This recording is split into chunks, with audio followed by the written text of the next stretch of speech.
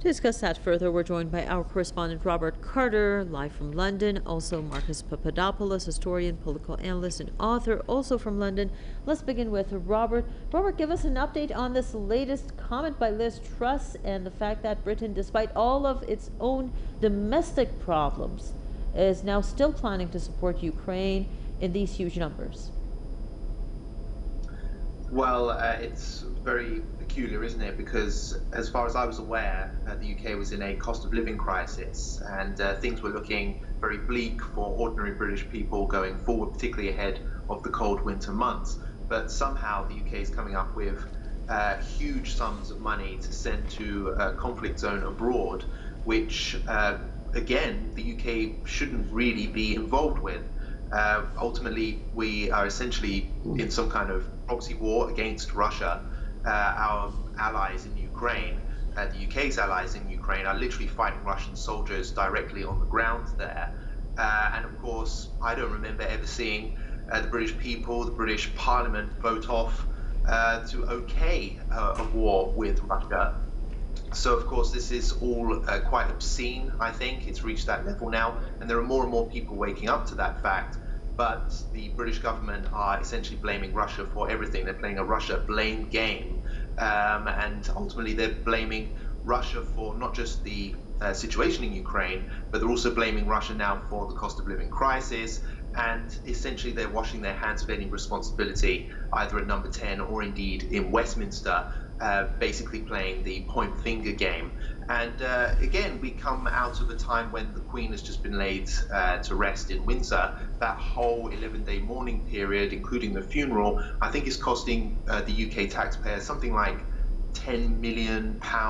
So again, the UK is on a spending spree for things that the state finds acceptable, but the ordinary British taxpayer, the ordinary British person, is expected to put up and shut up, excuse the language, for essentially dealing with the cost of living crisis, and there's not very much that they are expected to receive in support from these major money spenders in Number 10. So, of course, it's a very obscene situation, and I think that going forward, more and more people may start to realize as the conflict in Ukraine rolls on, people's living standards continue to decline here in the UK, they might start to realize, hang on a minute, maybe rather than blaming Moscow for all of our problems, we need to start holding to account our elected leaders here in Westminster and Number 10.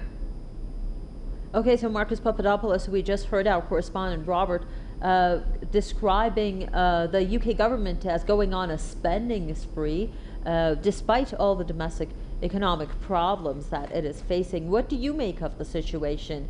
Is there something behind this whole, what Robert describes as a spending spree, which brings some interest for the UK government? What exactly are they doing?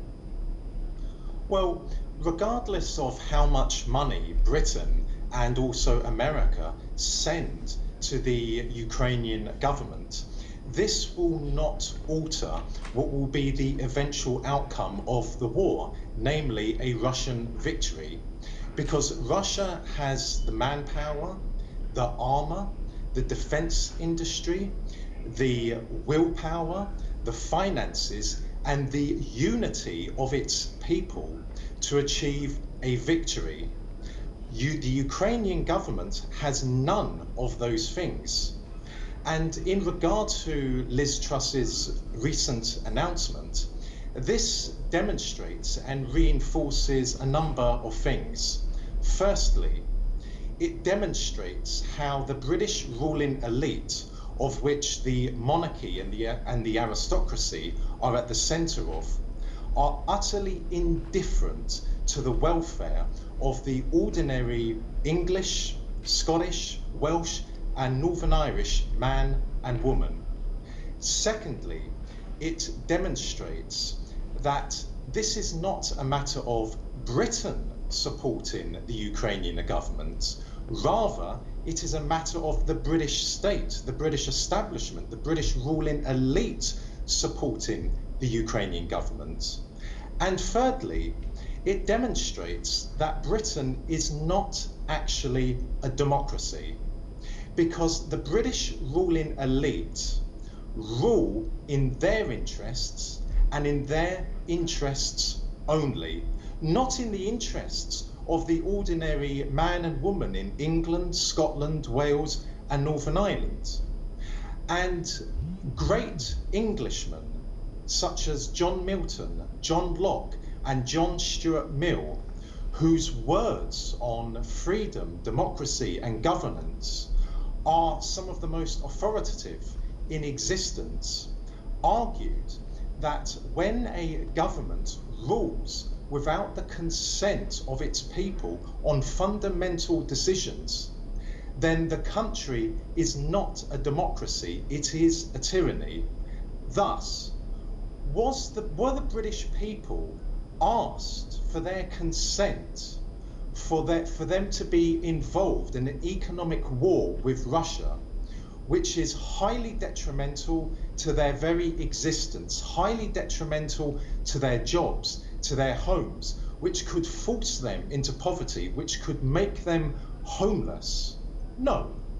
Likewise, were the British people asked for their consent to allow mass immigration into the UK, which has eroded quite considerably British cultural and spiritual values? Again, no.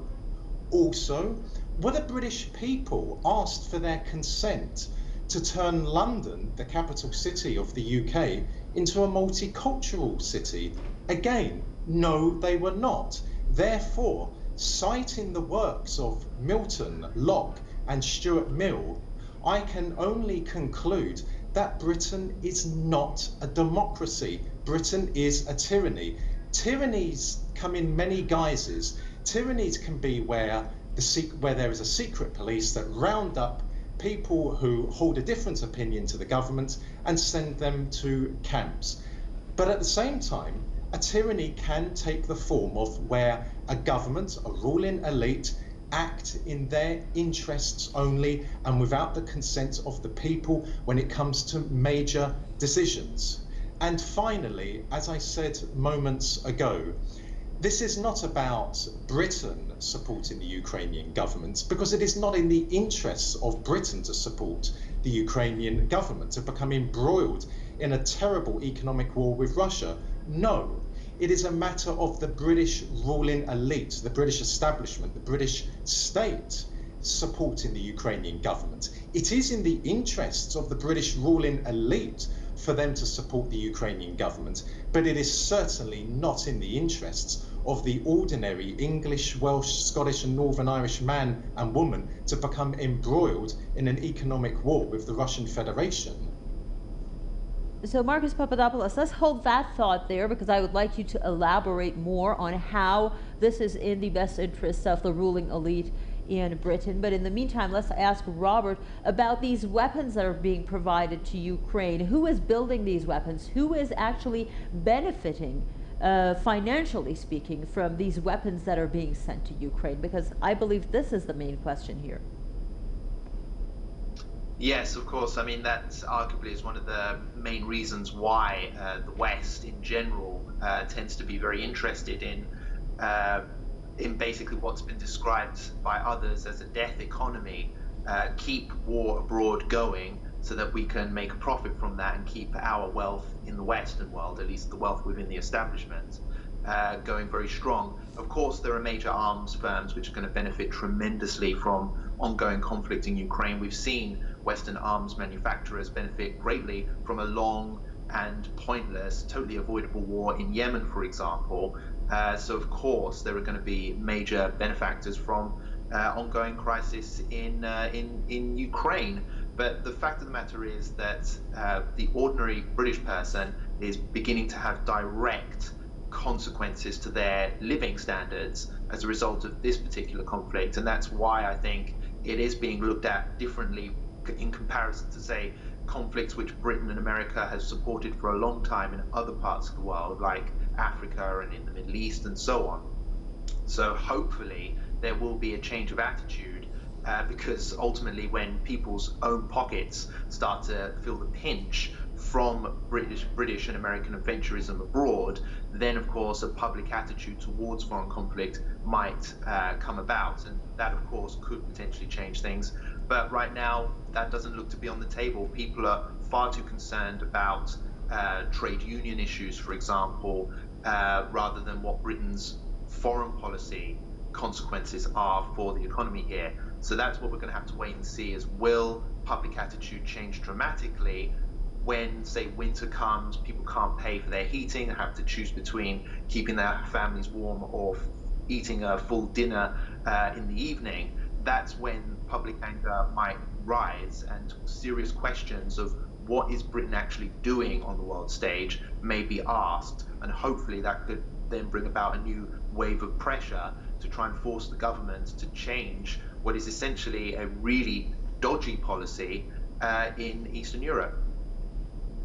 So, Marcus Papadopoulos, can we continue that discussion now, considering what Robert just mentioned about how this is in the best interests of the ruling elite? So, ever since the dissolution of the Soviet Union, Britain and America, which constitute the nucleus of the West and the nucleus of NATO, have sought to enclose the Russian Federation in Eastern Europe from the Baltic Sea to the Black Sea with NATO member states, knowing that if Russia is isolated in Europe, then Russia will become weakened in Europe and thereby weakened in the world. And Ukraine, for the British and the American ruling elites, was always the missing piece in the jigsaw. Washington and London have long coveted Ukraine principally for NATO. Thus, for the British and American establishments, for the ruling elites in Washington and in London, sending vast amounts of money and armor to the Ukrainian armed forces is for the objective of attempting to defeat the Russian army in Ukraine, to force the Russian army to withdraw from Ukraine. And should that happen, which it won't, but hypothetically speaking, if that was to happen, then Ukraine would very, very quickly be admitted into the Western military bloc. And then Russia would be totally enclosed on its eastern border by NATO member states, and then Russian national security, including the Russian strategic nuclear deterrent, would be in peril. That is why it is certainly in the interests of the British and American ruling elites to be pursuing this policy towards the Ukrainian government. But it is not in the interests of the ordinary man and woman in both America and Britain. But I can only emphasize again that the Ukrainian government, the Ukrainian armed forces, will not be victorious in this war. Even if we take the so far successful counteroffensive of the Ukrainian armed forces in the Kharkov Oblast, the Kharkov region, what happened there was that the Russians carried out a tactical retreat. And in the process, the Ukrainian army advanced forward, incurring horrific losses in terms of men and armor, losses that the Ukrainian armed forces simply cannot sustain. And if we take a look at the situation in Kherson Oblast, the Ukrainian armed forces have not launched a counter-offensive there. What they have done is recklessly hurl men and armor at Russian positions there, which again has resulted in the inevitable consequences of terrible losses in terms of Ukrainian soldiers and in terms of Ukrainian armor.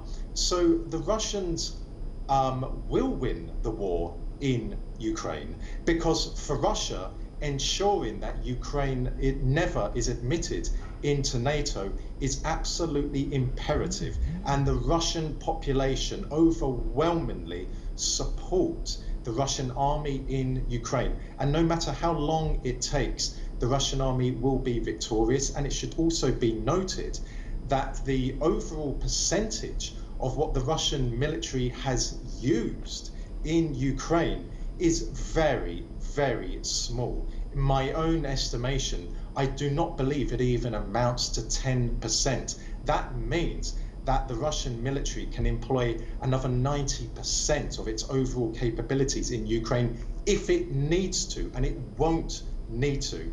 But the point is this, is that Russia will win this war. And who will be the losers? Well, it won't be the ruling elite in Britain and America. They will be safe and secure because they are millionaires or multi-millionaires or billionaires or multi-billionaires. No, it will be the ordinary man and woman in America and in Britain, especially in Britain, who will either fall into poverty or become homeless, or who will perish, literally perish, in the winters ahead, because they will not be able to afford to turn their central heating systems on, which is an absolute scandal. It is absolutely abhorrent, but it does demonstrate again that neither America or Britain, or indeed the rest of Europe, are democracies. They are in fact tyrannies. Again, I urge people, read the works of John Milton, of John Locke, of John Stuart Mill. Read Milton's poem, Lost Paradise. Then you will understand what democracy truly is and what tyranny truly is. Thank you very much, Marcus Papadopoulos, historian, political analyst, and author. Also our correspondent, Robert Carter, both from London. Thanks to both of you gentlemen for sharing your thoughts and views with us on this edition of the News Review. Thanks to all of you viewers for following us.